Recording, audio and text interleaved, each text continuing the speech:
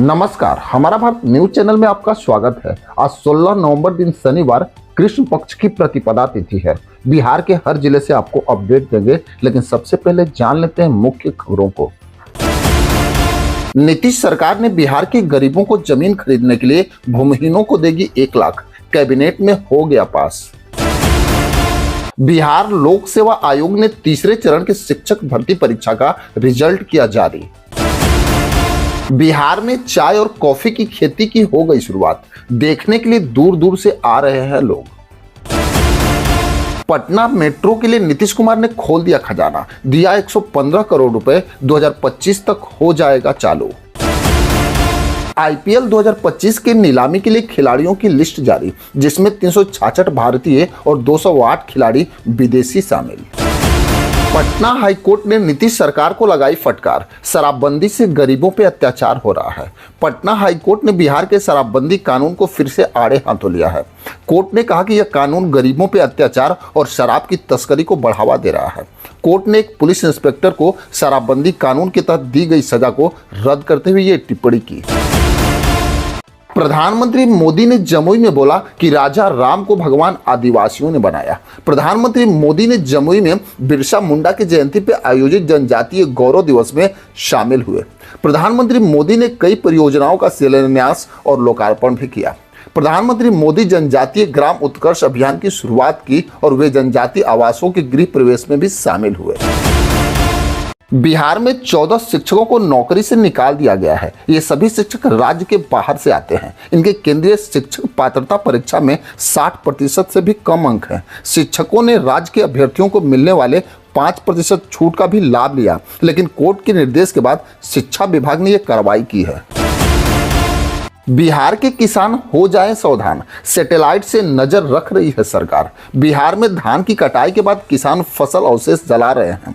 सरकार ने इसे रोकने के लिए कड़े कदम भी उठाए हैं। 3105 किसानों को चिन्हित करके उन्हें सरकारी योजनाओं के लाभ से वंचित कर दिया गया है। इन किसानों को 3 साल तक सरकारी योजनाओं का लाभ नहीं मिलेगा। पटना मेट्रो के लिए नीतीश सरकार ने खोला खजाना, दिए 115 करोड़ रुपए। बिहार सरकार पटना में मेट्रो चलाने की तैयारी कर रही है। राज्य सरकार ने मेट्रो के काम में तेजी लाने के लिए अपने खजाने से 115 करोड़ रुपए देने का फैसला किया है। यह पैसा दिल्ली मेट्रो रेल कारपोरेशन को दिया जाएगा और पटना मेट्रो के पहले चरण 5 स्टेशनों को जुलाई 2025 तक चालू करने का लक्ष्य है। बिहार लोक सेवा आयोग ने तीसरे चरण की शिक्षक भर्ती परीक्षा का रिजल्ट जारी कर दिया है। बीपीएससी ने फर्स्ट फेज में 38,900 पदों पर रिजल्ट जारी किया है। गया के महाबोधि मंदिर में पूजा अर्चना करने पहुंची चीनी महिला हॉकी टीम। महिला एशियाई चैंपियंस ट्रॉफी 2024 में हिस्सा लेने के लिए भारत समेत 6 देशों की महिला खिलाड़ी गया जिले के बोधगया पहुंच गई हैं। सभी टीम के खिलाड़ियों को बोधगया के अलग अलग 2 होटलों में रहने की व्यवस्था की गई है। बिहार में पछुआ ने बदला मौसम का मिजाज। पछुआ व धुंध की वजह से पिछले 3 दिनों में तापमान में कमी आ रही है। शुक्रवार को इस सीजन का तापमान सबसे कम रहा और पहली बार न्यूनतम तापमान 17 डिग्री के नीचे चला गया। राज्य में आदर्श आचार संहिता लागू रहने के कारण राज्य के 31 जिलों में शिक्षकों को 20 नवंबर को औपबंधिक नियुक्ति पत्र दिए जाएंगे। जिले के 1,14,000 शिक्षकों को 20 नवंबर को नियुक्ति पत्र भी मिलेंगे। इसको लेकर प्राथमिक शिक्षा निदेशक पंकज कुमार ने शुक्रवार को सभी जिलाधिकारियों को दिशा निर्देश भेज दिया है।